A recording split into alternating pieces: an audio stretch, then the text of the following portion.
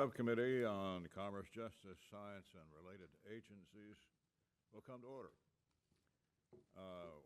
Welcome to the subcommittee markup of the fiscal 25 bill.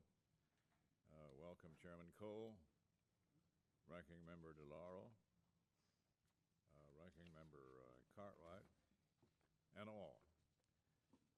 Washington's spendthrift habits continue to come with significant consequences.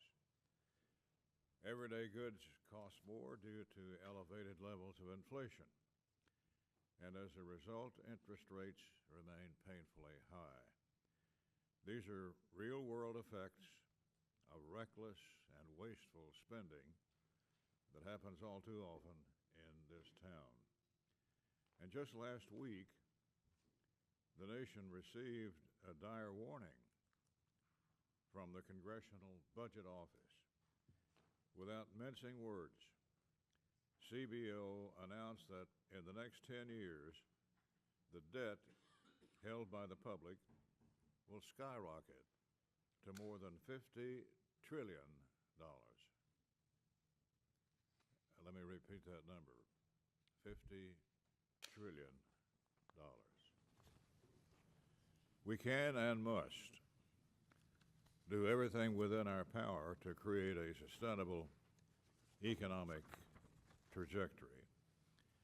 This legislation, which provides a total discretionary allocation of $78.288 billion, which is effectively $1.275 billion, or 2% below the fiscal year 24 spending level, right sizes and appropriately funds the agencies under our jurisdiction and restrains government overreach by Washington bureaucrats. The politically motivated and weaponized Department of Justice is restrained and will no longer follow the political whims of the Biden administration. The Federal Bureau of Investigation will be refocused on its core competencies, and numerous ill-advised rulemakings by the Bureau of Alcohol, Tobacco, Firearms, and Explosives that challenge constitutional rights will be stopped in their tracks. Importantly, this bill also takes the fight directly to fentanyl and all its supply chains, including the precursor chemicals coming out of China. Our country must firmly get a grip on this opioid epidemic that's ravaging our communities from coast to coast, including mine in Kentucky. This legislation will ensure the Drug Enforcement Administration remains at the tip of the spear as we tackle this crisis.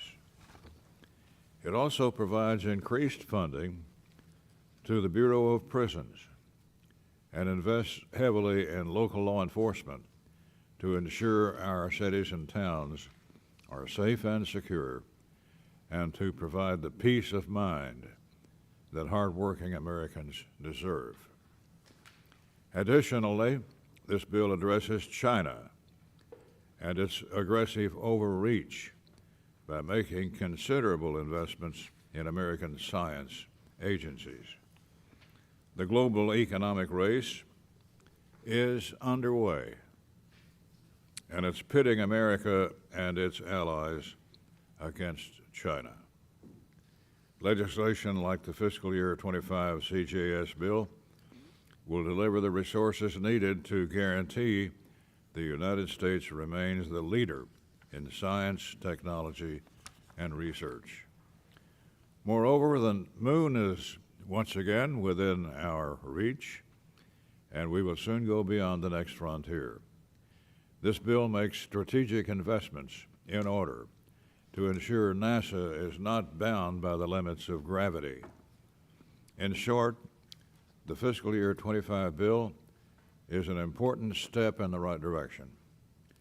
I would like to thank all of the subcommittee members for their attentive attitude and diligent participation in budget hearings these past few months. I especially want to thank Ranking Member Cartwright for his partnership in this endeavor. We may not agree on every policy or funding level, but it's a pleasure to sit beside you. I also want to acknowledge Chairman Cole and thank him for his measured hand atop the full committee as he steers the entire team through this difficult yet critically important process of funding the government. Additionally, I want to thank Ranking Member DeLauro as she continues to be a force for her party as Congress crafts these bills from the beginning stages. Lastly, thanks to both the majority and minority staff for assisting with the development and production of this year's bill. They've worked hard and long, and I think very expertly. As I said earlier, the fiscal year 25 bill makes the right investments for our nation, our economy, our competitiveness, our security, and for the American public. Let me now turn to our Ranking Member Cartwright for any opening remarks he cares to make. Thank you, Mr. Chairman. Good morning, Chairman Cole. Thank you also to my ranking member, Rosa DeLauro, for your wisdom and guidance throughout this process. And thank you to Chairman Rogers for his continued friendship, for all his hard work this year as chair of the subcommittee. We have had some very productive subcommittee hearings this year, and I appreciate the chairman's leadership and initiative on moving them forward quickly and on time. I also greatly enjoyed the moon tree planting event that the chairman hosted on the Capitol grounds a few weeks ago with the 4 astronauts who will soon journey around the moon as part of NASA's Artemis II mission. And I would be remiss if I didn't mention my appreciation of the chairman's collaboration with my staff on Operation Unite and bringing that to Pennsylvania. Regrettably, I must oppose the appropriations bill that is before us today, and let the record reflect the shocked expression on the chairman's face at this time. What I regret is that I have some hard things to say about this bill as drafted. And I have to say that you don't usually do that in subcommittee markups, but we didn't have a full committee markup last year, and this may be my last chance to intone these things. This is a bill that significantly reduces support for law enforcement in this country and other efforts to secure the safety and prosperity of the American people. It would greatly reduce the number of FBI special agents and analysts, and these are outstanding public servants who keep us safe by preventing, investigating everything from human and narcotics trafficking to public corruption to kidnappings, mass attacks, cyber crimes, and much, much more. The FBI's ability to catch crooks would definitely be damaged and public safety compromised as a result of this bill. It's a bill that also cuts funding for the Justice Department's National Security Division, which works to protect American citizens against terrorism, espionage, and other threats to our national security. It weakens the Bureau of Industry and Security's power to prevent advanced American technologies from bolstering the military capabilities of Russia and the People's Republic of China. This bill would reduce the number of ATF agents working with state and local law enforcement to fight gun violence and firearms trafficking, while adding several policy riders that would make it easier for firearms to end up in the wrong hands. This bill would reduce the number of federal prosecutors, curbing our nation's ability to prosecute dangerous criminals. In addition, this bill sharply reduces grants that prevent juvenile delinquency, hate crimes, and violence against women. It completely eliminates funding for community violence intervention and prevention grants, and the Justice Department's Community Relations Service, which for nearly 60 years has worked to mediate and end community conflicts across the country, is essentially canceled by the bill before us today. I believe that all of this is the wrong approach for our CJS bill. A better approach would be funding levels that make lawbreaking harder.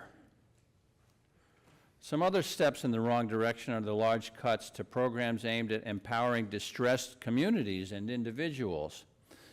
Economic Development Administration grants, which help create jobs and revitalize local economies, largely in rural areas, are gutted by more than 35%. The bill also cuts funding for federal agencies that help promote American exports and fight the unfair trade practices of other countries. The Legal Services Corporation, which provides critical basic civil legal aid to the poorest American families, seniors, and veterans, is cut by $71 million. The Equal Employment Opportunity Commission, which helps protect Americans against job discrimination and sexual harassment, it's cut by $35 million. And last but not least, the budget of NOAA, the National Oceanic and Atmospheric Administration, is cut by more than $600 million below the current level. That is particularly troubling as NOAA protects the American people in numerous ways. It provides timely and accurate forecasts of the weather, including extreme weather, which our agricultural sector depends on. These days, some kind of extreme weather seems to be affecting our country nearly on a weekly basis. NOAA helps ensure the safe navigation of our ships to our ports, and NOAA advances our scientific understanding of changes to the Earth's climate and how they affect our economy as well as our safety. These are all critical efforts, and most of these will be harmed under this funding level. We can talk all day long about debt and deficits, but make no mistake, these harmful cuts, as laid out in this draft bill, are made to pay for the huge tax cuts for the well-off and well-connected in this country. For all of these reasons, I urge my colleagues to oppose this bill. As we all know, this process does not end with the subcommittee action today. As the process moves forward, we need to do much more in all of these important areas. Thank you, and I yield back. I now recognize the distinguished chairman of the full committee, Mr. Cole. Thank you very much, Mr. Chairman. And before I go to my prepared remarks, I want to assure my good friend, the ranking member of the subcommittee, we will have this bill heard in full committee. I think that's a very legitimate point that my friend made. We did not last year, and I regret that. But I'll tell you the same thing I told my very good friend, the ranking member of the full committee, when I became chairman of Labor H, courtesy of my friend Chairman Rogers at the time. That bill had not been heard in a number of years, and my friend had not had the opportunity to make her points and her suggestions and offer her ideas about how we could proceed forward. And I assured her that we would indeed have a full hearing. Now, I will tell you, she wasn't 100% sure I could keep my word. So we had a robust subcommittee hearing that lasted a long time, which was fair, no complaints. But in the end, we had that full hearing, and we continued to do that. And I just want to assure, again, my friend, the ranking member of the subcommittee, and certainly my friend, the ranking member of the full committee, we will have those hearings. And we will have a robust process. And I always see this as a process, as not a take it or leave it, but an opening position, a negotiation. At some point, we'll be dealing with our friends in the United States Senate. We'll be dealing directly with the administration. So, but my friend was fair to raise the point, and I just want to assure him that will not happen again. Thank you, Chairman Rogers. and thank you, Ranking Member Cartwright and Ranking Member of the full committee, Delora, and to all the members of the subcommittee for your participation in the process. From the frontiers of U.S. law enforcement and economic trade all the way to space exploration, the Commerce, Justice, Science Subcommittee oversees agencies consequential to our country. The fiscal year 2025 bill before us today brings savings to taxpayers and protects the constitutional rights of Americans against political weaponization of the justice system. It enhances accountability and oversight to address the politicization and overreach of the Department of Justice and the Bureau of Alcohol, Tobacco, Firearms, and Explosives. Numerous regulations that impede American citizens and businesses are prevented from moving forward or outright prohibited in this bill. Importantly, the bill makes critical investments to confront fentanyl and the deadly scourge of addiction that's stolen far too many American lives. The legislation also robustly supports our local law enforcement and their work to protect our communities. Finally, the bill prioritizes our science agencies and appropriately funds the advancement of space exploration at NASA. It also confronts China's efforts to steal U.S. technology and innovation. The fiscal year 2025 Commerce, Justice, Science, and Appropriations bill is a product that reflects making needed decisions to rein in wasteful spending and limit this administration's overly political agencies that should have no part in American society. I'd like to thank Chairman Rogers for his thoughtful approach to this bill, and my good friend, the ranking member of the subcommittee, for working with the chairman. I look forward to the bill's advancement through the appropriations process. With that, Mr. Chairman, I yield back. Thank the chairman, and to thank him especially for helping us get this bill put together. I feel confident the full committee is in great hands. I now recognize the distinguished ranking member of the committee, Ms. DeLauro, for her remarks.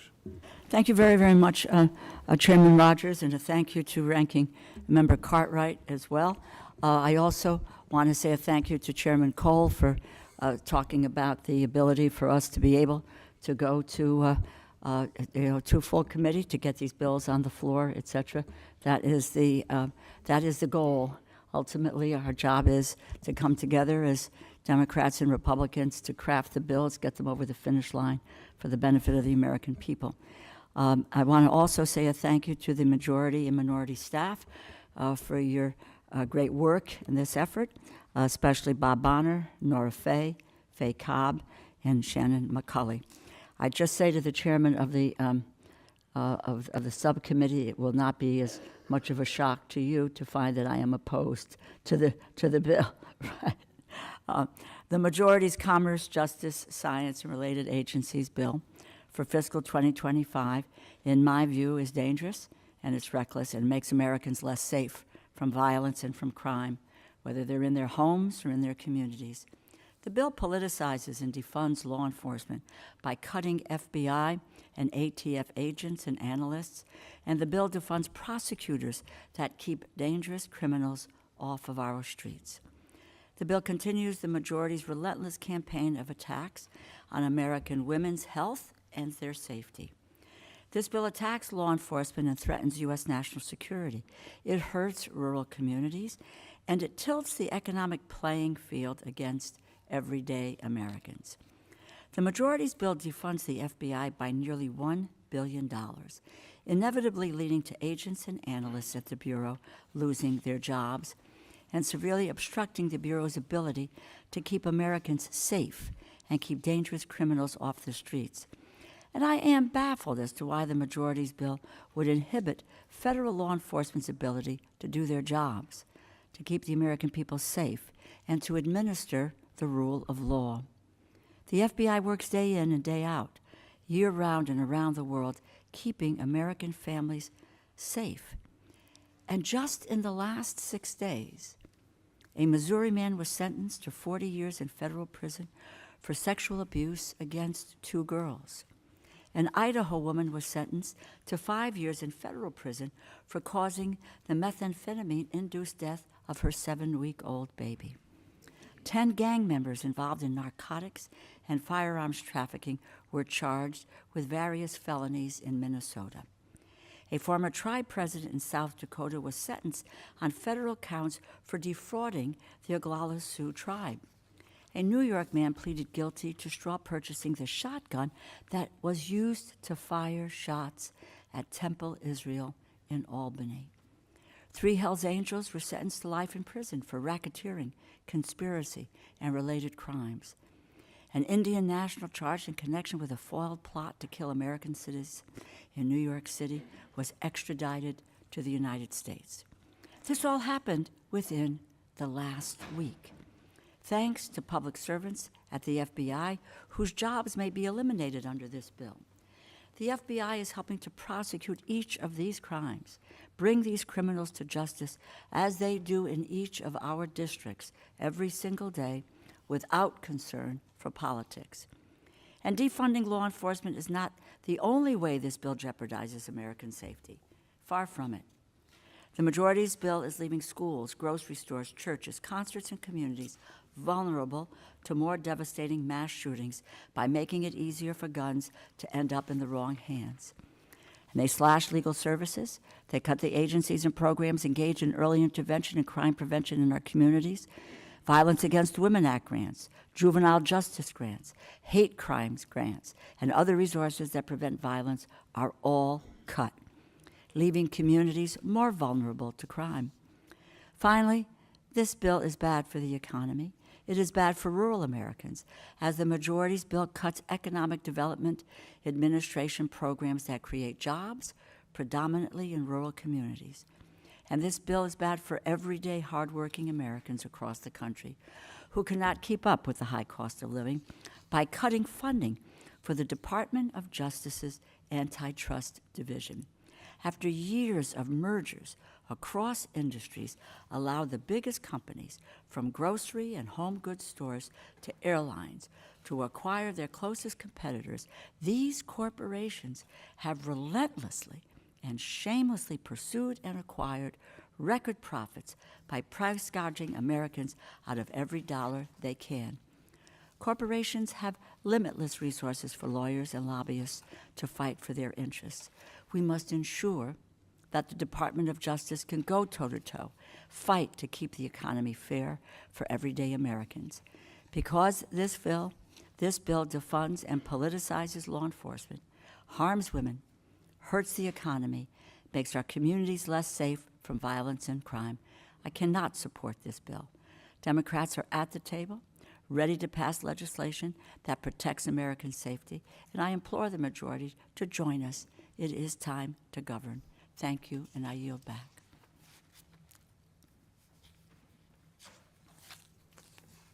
Do any other members wish to make opening remarks?